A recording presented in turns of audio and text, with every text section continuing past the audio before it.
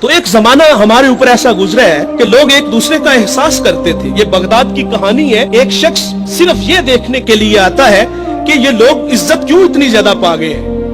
اس نے ایک ہوٹل سے کھانا کھایا, وہ مسلمان نہیں تھا, اور سامنے ٹیبل پہ ایک جوان بیٹھا تھا, وہ مسلمان ہے. اس نے محسوس کیا کہ اس کا تعلق ہمارے شہر سے نہیں ہے. خیر کاؤنٹر پہ جا کے اس کا بل دیا, اور اس صاحب نے کھانا کھایا, بل دینے کے لیے کاؤنٹر پہ گیا تو کہا آپ کا بل ادا ہو گیا ہے. کہا یہاں تو مجھے کوئی جانتا نہیں, میں اجنبی ہوں.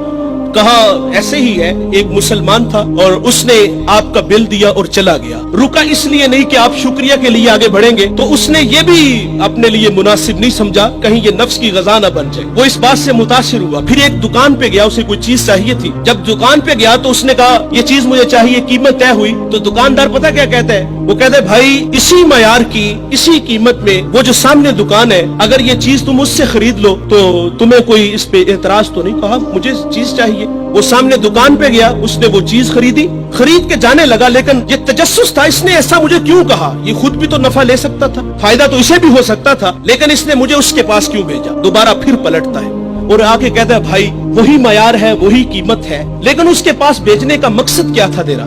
اس نے کہا بھائی صبح سے اس وقت تک میرے پاس بڑے گاہک آئے ہیں اور میں نے اپنے بیوی بچوں کے لیے رزق روٹی اکٹھی کر لی ہے, اور وہ جو سامنے بھائی ہے اس کے پاس صبح سے لے کر اس وقت تک کوئی گاہک بھی نہیں آیا.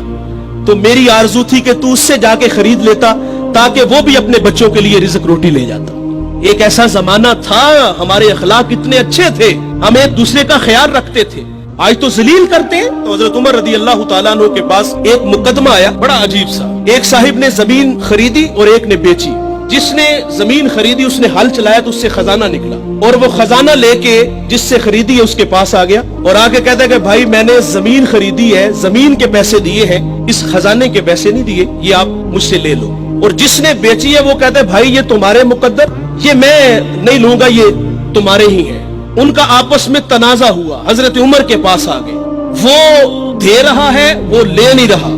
آج بھائی بھائی ایک انچ پہ ایک دوسرے کو قتل کر رہے ہیں. آج ایک انچ پہ بھائی جیونا مرنا ختم کر رہے اپنے بھائی سے, اپنی اولادوں کو بھی نصیحت کر کے جاتے کہ چچا کو منہ نہیں لگانا. اور ادھر کیا ہے جو رسول اللہ نے اخوت کا درس دیا تھا ان قوم کو, ان لوگوں کو, اور وہ کتنے اچھے لوگ ہیں, وہ خزانہ دے رہے, وہ لے نہیں رہا.